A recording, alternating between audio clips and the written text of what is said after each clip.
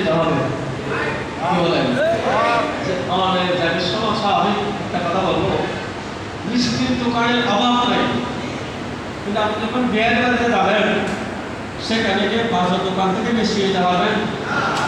প্রত্যেকে হয়তো বলবো অথবা একটা ব্রান্ডওয়ালা কোম্পানি যেন বিয়ার বেশি হয়। এটা বিয়াই নয়, এটা স্বয়ং আল্লাহর কাছে যাবে। আমাদের আপনাদের সামান্য দিনের পরে আমাদের যাওয়া কোথায়? হ্যাঁ, আল্লাহ দরবারে, কবরে, হাসরে, ওখানে যাওয়ার সময় ভালো ব্রান্ডে ফিরের প্রয়োজন আছে না? খেয়াল করবেন।